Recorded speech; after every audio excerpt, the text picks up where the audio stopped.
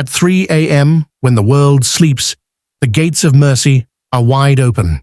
This is the hour when Allah calls you by name, inviting you to speak directly to Him. Imagine the King of all kings waiting for you. A moment of whispers, tears, and answered prayers. 1. The importance of 3 a.m., the last third of the night. The last third of the night carries a secret known only to those who seek closeness to Allah in the quiet hours when the world is fast asleep. At this time, distractions disappear. The phones are silent, the streets empty, and even the heart beats slower, yearning for rest. But this is the moment when Allah honors His servants with an opportunity unlike any other. The Prophet Muhammad ﷺ told us that Allah descends to the lowest heaven in this portion of the night, asking, "Who will call upon me so that I may answer? Who will ask of me so I may give? Who will seek forgiveness so I may forgive?" Think of it. This is not the call of a king with limited power, nor a friend with limited means. This is the call of Al-Malik, the King of Kings, whose treasures never decrease no matter how much He gives. To be awake at 3 a.m. is to step into a private audience with the Creator of the heavens and the earth. No appointment is needed, no barrier exists, and no permission is denied. You are invited every single night. The beauty of this time is in its silence. Unlike the day, where the noise of life drowns your thoughts, the stillness of the night allows your soul to breathe. Your heart becomes soft, your mind becomes clear, and your spirit feels the weight of eternity. When you stand in prayer or sit with your hands raised, you are no longer just a human being on earth. You are a servant standing before Allah's mercy. This is why the righteous before us cherished the night prayer. They knew it carried secrets of transformation and strength that the day could never provide. 2. Allah's closeness at Tahajjud time. Closeness to Allah is something every believer desires, yet many feel it is out of reach. But Allah has made it simple. He tells us He is closest during the last part of the night. The Quran describes those who leave their beds at night to remember Allah, calling it an act of honor and distinction. Imagine being recorded by the angels at that hour, your name written among those who preferred the call of Allah over the comfort of sleep. When you rise at 3 a.m., you are not simply interrupting your rest. You are answering an intimate call from your Lord.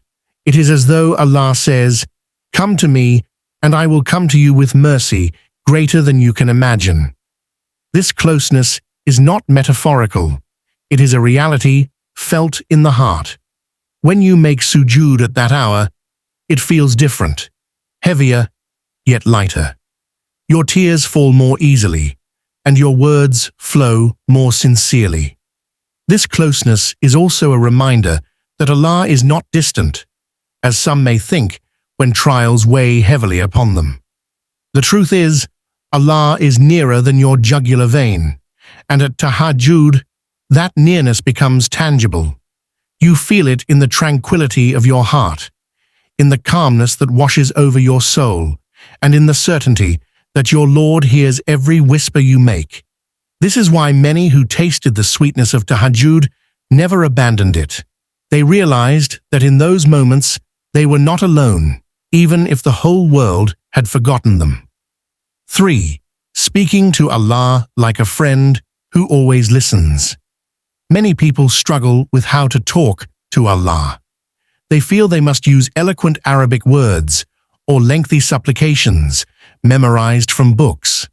While these are beautiful, they are not a requirement for the one who wants to pour out their heart. Allah does not need poetry to hear sincerity. Speak to Him as you would to the closest friend who never judges, never interrupts, and never grows tired of you.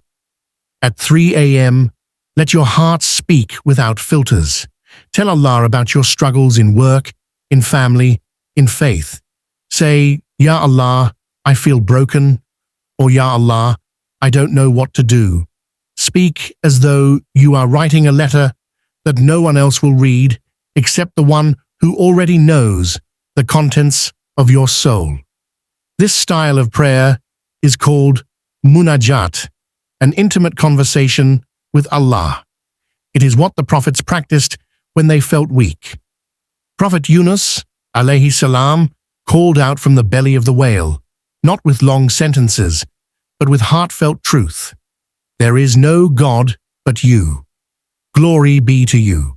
I was among the wrongdoers. This type of talking changes the relationship with your Lord. Instead of seeing prayer as a ritual, you begin to experience it as a lifeline. You realize you don't need to pretend before Allah. He already knows the flaws you hide from people. Yet, unlike people, He loves you despite them. The more you speak to Allah honestly, the lighter your heart becomes, because you understand that every word is being heard by the most merciful, who never forgets, never ignores, and never abandons. 4. Pouring out pain, struggles, and gratitude. The night prayer is not only about requests, it is about release. During the day, we carry burdens, worries about money, conflicts with people, regrets over sins, fears about the future. These burdens pile up until they suffocate us. At 3 a.m., you have a chance to unload them in the safest place possible, before Allah. When you weep in sujud, you are not showing weakness. You are finding strength. Tell Allah about the mistakes that shame you. Confess the sins you cannot tell anyone else. Ask Him to erase the moments you wish had never happened. At the same time, thank Him for what you often overlook. Thank Him for the breath in your lungs, for the roof above your head, for the loved ones you still have. Gratitude at night carries a special sweetness. It is easy to thank Allah when the sun shines and blessings are visible, but at night, gratitude is deeper. It comes from reflection, from recognizing that Allah gave you another chance to live, another chance to turn back. This pouring out of both pain and thanks creates balance in the heart. Without releasing pain, the heart becomes heavy. Without expressing gratitude, the heart becomes ungrateful. But when you combine the two, you find peace. You realize that every hardship carried wisdom, every blessing carried mercy, and every moment carried a chance to connect with Allah more sincerely. 5. Allah responds to sincerity, not perfection. One of the greatest misconceptions people have is that they must be perfect to be heard by Allah. They think, I have sinned too much, or I don't deserve to stand before Him.